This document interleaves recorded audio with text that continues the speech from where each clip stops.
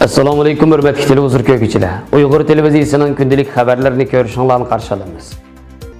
Xitoyning qurboniylik tashviqotlari tanqidga uchirmoqda. Lager qamalgan Uyg'ur bolalarining echinish ahvollari oshkorlanmoqda. Xitoyning mahsulotlari Amerika davlat organlarida ishlatilishi ma'ni qilindi. Qirg'izistonning sobiq prezidentining qonunga xilof qilinganligi bildirildi.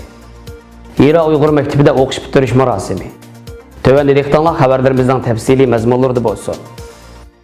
Tağrıtaq doğru xəbərdə qurbaniylik təməliş və onundakı etibar beri siyasətlərə aid xəbərlərinin köpləb elan qılınışı diqqət qozğamaqda. 8 avqust günü Tağrıtaq doğru Xitay səhifəsində bir qancha parça xəbər tarqıtıb, qurbaniylik təməliş məzgildə bütün kiçik tipdəki avtomobillərdən yuqarı sürətli daş yol yaqınının bekar qılındığanlığı, hər millət xalqının heytini xoşal-xoram kütüb eliş üçün yol bexəterligiga kapolatlik qılındığanlığı, qurbaniyatni nag berib o'ynaysiz mavzusida maqola e'lon qilib, bir qism sayohat o'rinlarini tashviq qilish bilan birga kishilarning hayajon ilkida sayohatga tayyorlanayotganligini ilgari surgan. Xitoy hukumatining Sharq Turkistonda oz deganda 3 milliondan ortiq kishini lagerlarga so'laganligi, Uyg'ur, Qozoq qatorliq musulmon xalqlarning milliy va diniy kimligiga qattiq zarb berayotganligi, har bir oilada oz deganda 1 yoki 2 kishi lagerga qamalgan, Uyg'urlarning eng oddiy diniy faoliyatlari jinoyat qatorida bir taraf qilinayotgan. Masjid, o'ltiraq mahallalar, maktab, ommaviy so'rinlar, ko'cha qatorliq o'rinlarni qatma-qat kuzatish kameralari bilan kuzatilayotgan bir sharoitda hech qanday bir Uyg'urning xo'shal-xoram hid o'tkazolmaydiganligi, hatto xotirjamolda hid namozga borolmaydiganligi navbatda xalqaro jamiyatning kuchli tanqidiga uchrayotgan bir paytda e'lon qilingan bu tashviqotlar kuzatuvchilarning diqqatini tortgan bo'lib, Xitoy hukumatining saxt kayfiyat paydo qilib, xalqaroning ko'zini davomli bo'ymoqchi bo'layotganligi bildirildi.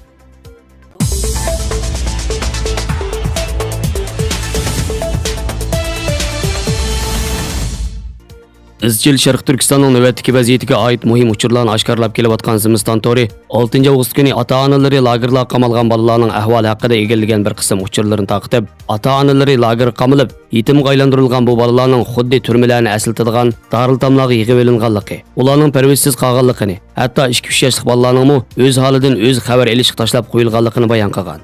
Sharq Turkistondagi ma'lum bir boshlang'ich maktabning Xitoy o'qituvchisi Zimiston To'rga o'zining bu vaqtdagi tuyg'ularini oshkorlab, o'zining 11-oydagi to'ng qishda 8 yoshli bir Uyg'ur bolasining nefis chapon bilan talada to'nglab turganligini ko'rganligi. O bolaning ota-onasining 2017 martda lagerga qamalgandan beri hech qanday izdirik bo'lmaganligini, bu bolaning yana bir qancha kishi qarindoshlari bilan birlikda 70 dan halqagan, hech qanday kirim manbasi bo'lmagan qeyri mo'misa qarashliq bo'lib qolganligini, o'zining bu bolaning ahvolini ko'rib bakmi azoblanganligini, Uyg'ur bolalarining ota-onalarining mehr muhabbatidan mahrum qilinganligini aytgan. Zimiston Tori yana Sharq Turkistondagi bir qism Xitoy o'rta maktab o'quvchilari bilan so'zlashgan bo'lib, ular o'zlari bilan saboqdosh o'qiydigan Uyg'ur bolalarning oila tavobatlarining asosan degudek lagerda ekanligi, bolalarning sinfda davomli Xitoy saboqdoshlari tomonidan kuzatilganligi va saboqdoshlarining nazarida yoshirin terrorchi deb qaralganligini bildirgan. Xitoy hukumati tomonidan tirik yetimga aylantirilgan Uyg'ur bolalarining vaziyati va ularning kelajagi Uyg'ur vaziyatini yaqindan kuzatayotgan tadqiqotchilar va shundaqla keng Uyg'ur jamoatini kuchli andishiga solmoqda.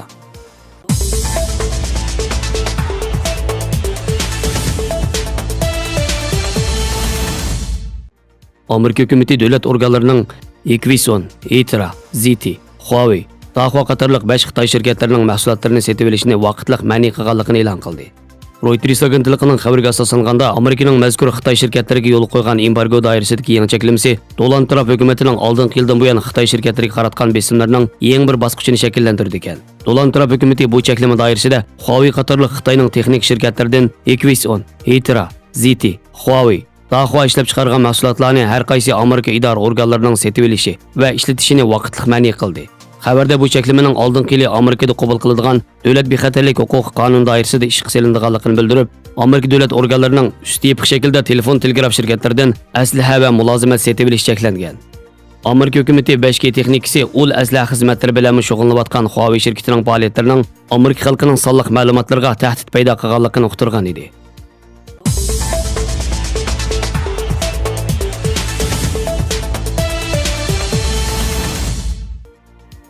Qirg'iziston prezidenti So'ronbay Jeenbekov sobiq prezident Almazbek Atambayevning davlat asosi qonuniga va boshqa qonunlarga xilof qilganligini aytdi. Qirg'iziston prezidentligi axborot ishxonasidan e'lon qilingan bayonotda So'ronbay Jeenbekovning riyosatchiligida xavfsizlik kengashi o'tkazilib, Almazbek Atambayevning qonunga binoan tekshirish elib berish tadbirlariga qattiq qarshi chiqib, Qirg'iziston Jumhuriyati davlat asosi qonuniga va boshqa qonunlarga xilof qilganligini, Qirg'izistonning bir qonun davlat ekanligini va davlatning vazifasining barliq fuqarolarning qonunga rioya qildirish va qonunni ijro qilish ekanligini ta'kidladi. Qirg'iziston prezidenti So'rinboy Jeenbekov qonunning ustunligini ishga oshirish, tinchlik va bexatarlikni qo'g'dash uchun kerakli barliq tadbirlarni yo'l qo'yish lozimligini bildirdi.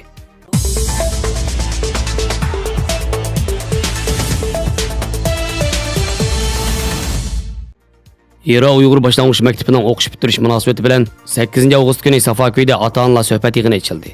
Yig'in boshlanishdan burun maktab maydonida istiqlol marshi qo'yilib, bolalar va ota-onalar birlikda hurmatga turgandan keyin maktab zalida Qur'oni Karim tilovati bilan yig'inni boshladi. Yig'inning boshlanishi bilan Hira Uyg'ur boshlang'ich maktabining mudiri Tursunjon To'xtapandi so'z qilib, ota-onalarning bolalar uchun o'zini beg'ishlashini, ular uchun fidokorlik qilish kerakligini va Hira boshlang'ich maktabining ota-onalarning umidini yerda qo'ymaydiganligini aytdi.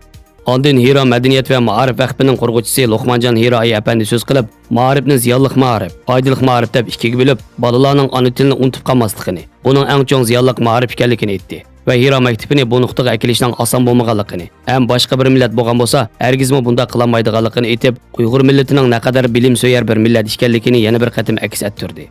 Buning bilan bir vaqtda yig'inga tashrif qilgan jamoat arbobi Abduqodir Yapchan apandi, Nizomiddin Tamkini, Abdulla Qarim, Abdurahmon Jamol Qashqari, Doktor Burhan Siti qatorliq ustozlarning qimmatli taklif fikrlari o'tirib qo'yildi va ustozlarning o'moq farzandlarimizga yetlik sovg'atlarini taqdim berishi bilan yig'in intayin jo'shqin bir kayfiyatda oxirlashdi.